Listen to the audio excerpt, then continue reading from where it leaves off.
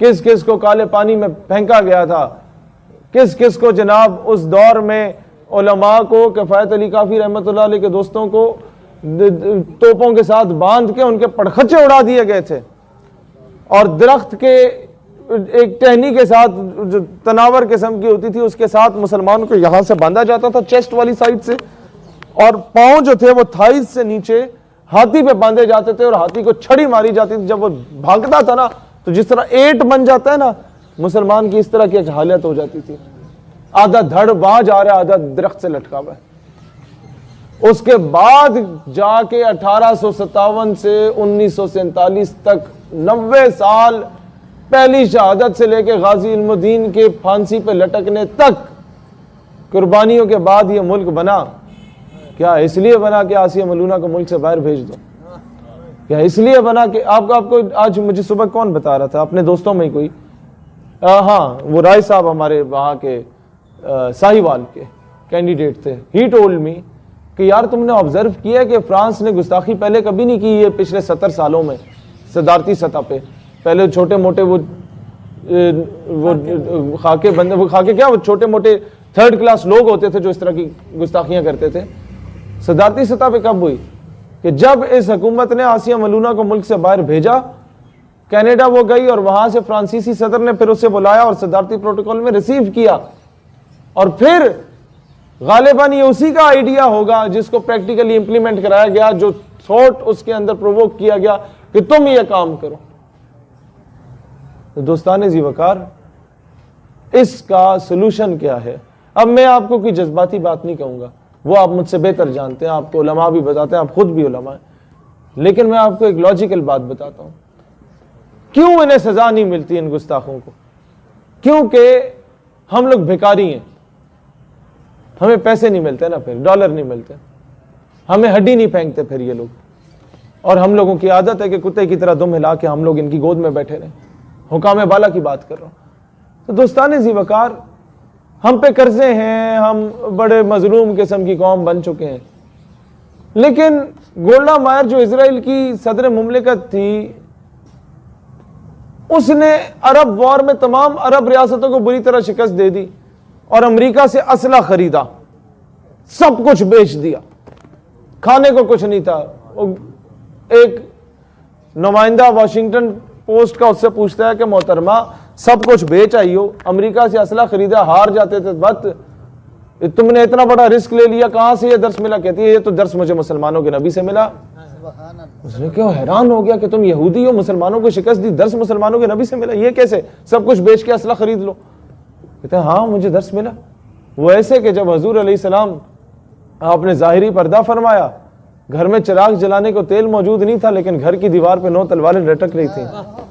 मुझे ये दर्स मिलता है कि मुसलमान के घर में भूख प्यास का आलम हो सकता है, वो अपनी सेल्फ डिफेंस पे और गैरत पे समझौता नहीं कर सकता। अब हमने क्या करना है?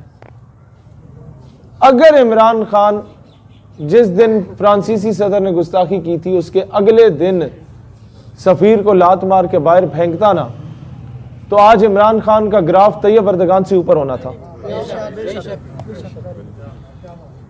दुनिया की उम्मीदों का मरकज पाकिस्तान था उम्मत मुस्लिमा का, जो अभी तुर्की बन चुका है, वो वापस पाकिस्तान हो जाना था। और फिर अब सवाल ये पैदा होता क्या उम्मत के हुक्मरान हमारे साथ खड़े होते या ना होते? आपको एक बात बताऊं मैं, हम पूरा साल कैंपेन करते हैं ना जलसे की, तो लोग आते हैं 4000 5000, और जब हम लोग कहते हैं ना कि परसों हम निकल रहे हैं सफारत खाने को बंद करने, तो लोग आते हैं 50,000 60,000। अब समझे इस चीज को, इमरान खान अगर उस वक्त सफीर को भेज देता तो उम्मत मुस्लिमा का हर फर्द अपने हाकिम वक्त का गिरबान पकड़ता कि तुम क्यों खान नहीं बन रहे, तुम मुझसे ज्यादा गरीब हो। और अगर नहीं करता, हम फाइनेंशियल क्राइसिस में चले जाते, तो उम्मत में आज भी ऐसी माएं मौजूद हैं जो अपने जेवर बेच के पाकिस्तान को पैसे देने को तैयार होती। और फिर सबसे बड़ी दलील, यार अल्लाह ताला पूरी सूरत नाजिल कर देता है, अबू लहब तू तबाह हो जा, वो अपने हबीब के मामले में इतना गैरतमंद है, वो पाकिस्तान को तन्हा छोड़ देता। फिर हम गैबी मदद की कहां से बातें करते हैं? इकबाल को ना कोट किया करो फिर कि जनाब फिजाए बदर पैदा करना तुम्हारा काम है, तुम्हारी मदद और नुसरत के लिए फरिश्ते भेजना अल्लाह ताला का काम है, वो भेजता है। 65 की जंग में हुआ, वो जो त्यारे हिंदुस्तान के आगे बम गिरा रहे, कहते यार वो ब्रिज क्यों नहीं टूट रहा, उनके लोग आज भी उन पे हंसते हैं कि ये क्या बातें कर रहे हो हमारे सामने। वो हिंदू पायलट कहते यार हम तो बम गिराते थे, उधर कोई बाबा खड़ा होता था, उठा के दरिया में फेंक देता था। ये हमारे लोगों ने नहीं देखा, हिंदुस्तानी ये दलील दे रहे होते हैं। तो गैबी मदद है या नहीं है? आप निकाले ना किताबें पुराने बुजुर्गों की। जब 65 के दौर में पूछा गया कि जी हजूर अलैहिस्सलाम का फैज तो चलो हर जगह पे, क्या वो वाकई मदीना शरीफ में मौजूद है? तो वहां के फकीर क्या जवाब देते थे कि वो कहां पे है? गैबी मदद थी या नहीं थी? पाकिस्तान को 1947 में आप अंदाजा करें, वो 15 अगस्त को बनता तो हमारा कंट्री कोड 0091 होता, 92 ना होता, जो मदीना का नंबर है। पाकिस्तान, पाक और इस्तान, पाक पहला कलमा तैयब, तैयब में नहीं, और इस्तान का मतलब है रहने की जगह। तुर्कमानिस्तान तुर्कों के रहने की जगह, ताजिकिस्तान ताजिक के रहने की जगह, किर्गिस्तान वहां के लोगों के रहने की जगह, उज्बेकिस्तान उज्बेक्स के रहने की जगह। और अरबी में क्या कहा जाता है? मदीना को शहर, रहने की जगह। तो जो लफ्ज है पाकिस्तान अगर डायरेक्टली ट्रांसलेट करो अरबी में तो ये मदीना तैयबा बनता है। और फिर इसके परचम को देखो, ये जो हम लोग अपने सीने पे लगा के फिर रहे होते हैं ना, मैं हर जगह पे आज पूरा दिन कहता रहा हूं कि इसे तो हमने तावीज समझा हुआ है अपने लिए, इसे घर में भी लगा के फिरते हैं, क्योंकि इसके रंग की निस्बत मेरे आका के गुंबद खजरा से है। हमें पाकिस्तान से मोहब्बत इस वजह से है। तो लिहाजा हम यही बात बार बार बावर कराना चाहते हैं कि दोस्तान ज़ी वगर। फिर सबसे बड़ी बात 27वीं रमजानुल मुबारक को ये मुल्क मारिज़ वजूद में आया, और फिर ये जो नारा लगा था पाकिस्तान का मतलब क्या, ये हुआ क्या कि जब उनकी जो साहिबजादी हैं अभी वो 80s की एज में है, हमारी मुलाकात सियालकोट में हुई थी, तो वो कहती है कि हमारे वालिद साहब पाकिस्तान की तहरीक चला रहे थे अपने इलाके में, तो हिंदुओं ने घेर लिया और उन्होंने कहा पाकिस्तान ये क्या चीज है, वो दबाव डाल रहे, क्या पाकिस्तान का मतलब क्या? कहता खुद साख्ता मेरे अब्बा जी के मुंह से निकल गया, पाकिस्तान का मतलब क्या? ला इलाहा इल्लल्लाह। कहते ये कहने की देर थी, पूरे बड़े सगीर में नारा गूंजने लग गया। अल्लाह ताला खुद करना शुरू कर देता है आपके काम, आपके अंदर वो अकली दलाइल आना खुद शुरू हो जाते। कायदे आजम को लोग तंग करते थे, हाँ जी मिस्टर जिना ये MSF के स्टूडेंट से खिताब कर रहे हो, मैं हिंदू हूं, मेरे पड़ोसी मुसलमान है, उन्हें तो कोई तकलीफ नहीं है मुझसे, ना मुझे उनसे तकलीफ है, तुम्हें बड़ा मसला है पाकिस्तान बनाने की बात कर रहे हो, ये कौन सा दो कौमी नजरिया है, सबको इकट्ठा रहने दो। कायदे आजम ने कहा ठीक है बेटा, can I have a glass of water, मैंने पानी का गिलास दे दो एक। वो आ गया, आधा पिया और कहा बेटा पियो। वो कहता नहीं है तो नापाक हो गया। मुसलमान को दिया, वो पी गया, कहता है ये दो कौमी नजरिया है। अब प्रैक्टिकली क्या है दो कौमी नजरिया? कि हमारा एक फौजी वहां पर अरेस्ट हुआ, अरेस्ट नहीं हुआ, उसको ड्यूरिंग वॉर गालिबन कोई LOC क्रॉस की उसने, तो उसे गोली लग गई पाँव पे। तो अक़वाम मुत्तहिदा का हजरत चार्टर है, उसका मुताबिक ये कि आपका कोई भी बंदा दूसरे मुल्क का फौजी अगर जख्मी है तो पहले उसे फर्स्ट मेडिकल एड दो, उसके बाद उसको तुम अरेस्ट कर लो जब वो ठीक हो जाए, तो जो मर्जी करो, तुम्हारी मर्जी है, उसकी रिहा कर दो तो अच्छी बात है। खैर वो हमारा फौजी, उसके पाँव में गोली शोली लगी, उसे इन्होंने मेडिकल एड दी, इससे पहले जेल में भेजते वो शहीद हो गया बेचारा। पाकिस्तानी एम्बेसी ने एक फॉर्मल सतह पे उन्हें कहा कि भाई हमारा फौजी है, कैसे शहीद हुआ है, तुमने मेडिकल एड नहीं दी?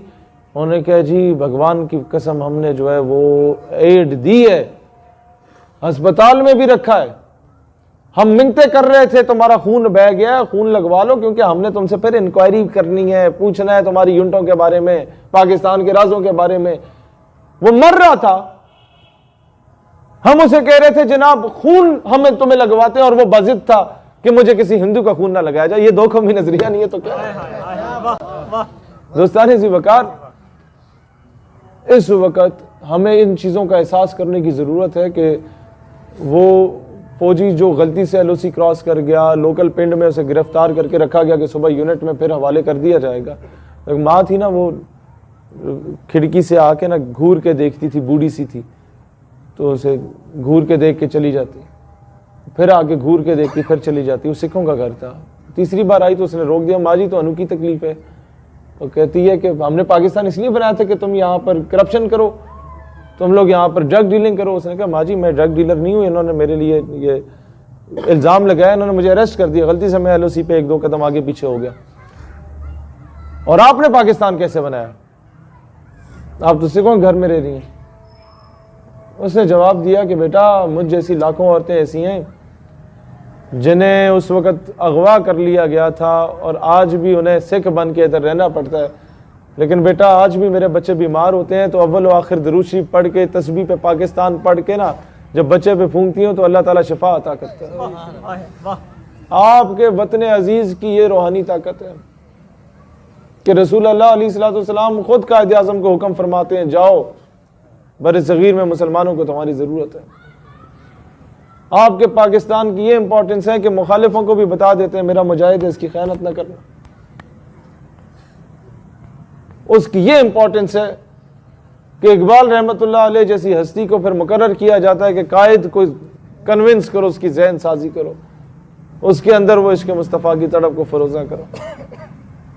तो पाकिस्तान की कदर व कीमत को अगर हम लोग समझ जाए ना, ये मुल्क सुपर पावर बन जाएगा।